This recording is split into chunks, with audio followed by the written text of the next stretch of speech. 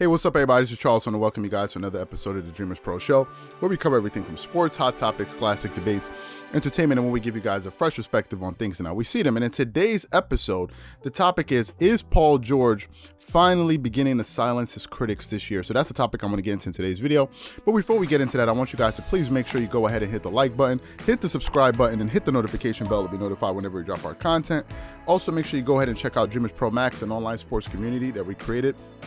Place where you can go and start basketball discussions, chat live during games, and so many other cool things. If you guys are interested in that, be sure to check that out. We have that linked in the description below and get 7 days of access.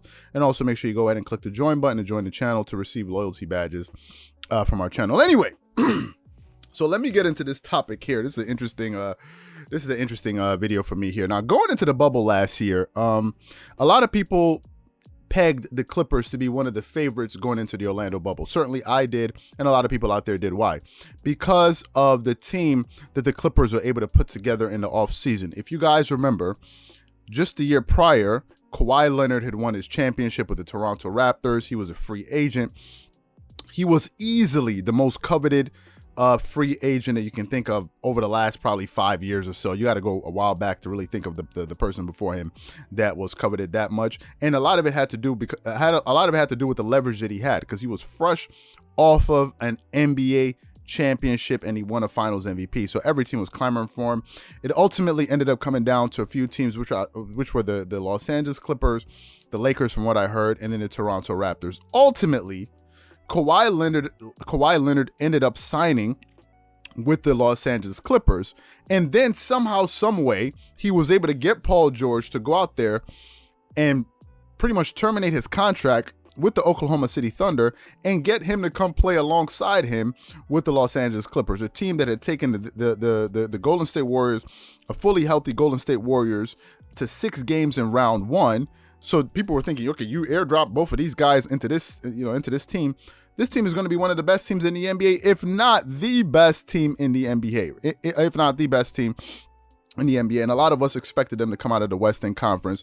But once the playoffs started in the Orlando bubble, after that pause that we had because of the global pandemic last year, PG had Paul George, I'm talking about here, he completely disappeared. Now, the year prior, Paul George, in the regular season for the Oklahoma City Thunder, he had a fantastic year, and he actually finished top 3 in MVP voting and top 3 in Defensive Player of the Year in that year. Now, the last person to actually win the Defensive Player of the Year and the MVP in the same season was Giannis Antetokounmpo, who's the reigning regular season MVP and reigning Defensive Player of the Year. So it's not an easy thing to do. But for you to be considered in the finalists as far as vote receivers, that's incredible. That shows that you are a hell of a player, right? And the Clippers felt like they had this type of player. At least Kawhi Leonard did as well. So they go into the playoffs, and Paul George just completely disappeared in round 1 and round 2, but especially in that second round series against the Denver Nuggets. And we all remember, the shot that he hit off of the side of the backboard, and then people started calling him Pandemic P, all of these different things, right? He started getting ridiculed by fans, media members, and even some NBA players were making fun of Paul George because they said, "Oh, you were front running," the Damian Lillard and all of these different guys. So a lot of people were kind of coming down hard on Paul George, and especially after the comments that he made at the end of that series, saying no one expected us to win, championship expectations were not. And I was like, even me, I was like, okay, you're wrong for that. Like, everyone knew that you guys were expected to at least make it to the NBA Finals. So for you to say we didn't have any championship expectations, I thought that was a wrong-headed statement to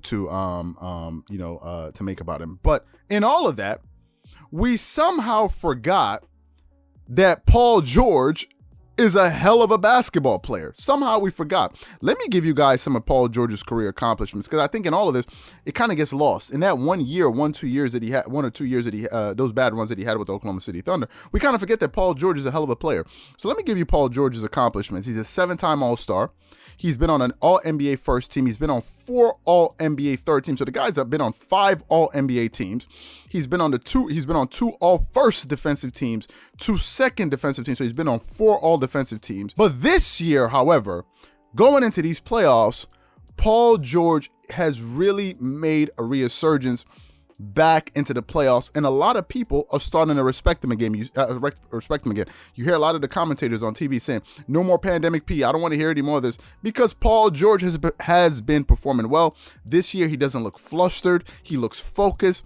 He's attacking the basket. He looks determined. He's playing with a lot of physicality, and he looks like he won't be denied. But what I want to do for you guys, I want to give you guys a comparison of his numbers last year in the playoffs, especially in the first round. And I'm going to give you, and I'm going to give you his numbers or his production this year in the playoffs so far in the first 4 games. So last year in the first round in 6 games against these same Dallas Mavericks, think about this. Paul George averaged 18.5 points per game. Think about that. 18.5 points per game. He got you 6.8 rebounds, 4 assists per game, not even 1 steal per game. He shot 95% from the free throw line. He shot 27% from the 3, 35 or 36% from the field in 6 games in the first round. So Paul George was playing terribly last year. Let me give you guys his production this year in the playoffs so far, playing against these same Dallas Mavericks. This year, the guy is averaging 25 points per game. Think about that. He's averaging 7 more points per game compared to last year in the first round. He's shooting 50% from the field, so he's shooting a very good field goal percentage. 30% from the three-point line, which is not good, but he's going to improve.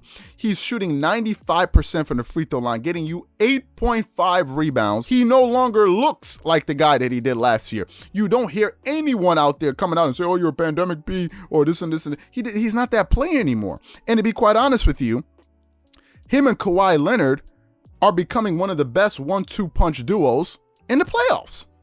If you go out there and look at a lot of tandems, you think of Kyrie Irving, Kevin Durant, James Harden, that's a 3-headed monster. But if you go around the league and look at other 1-2 punches, you can think of Chris Paul and Devin Booker, LeBron James and Anthony Davis. There's some other Russell Westbrook and Bradley Beal. There's some other guys out there that like these kind of dynamic duos, 1-2 punches.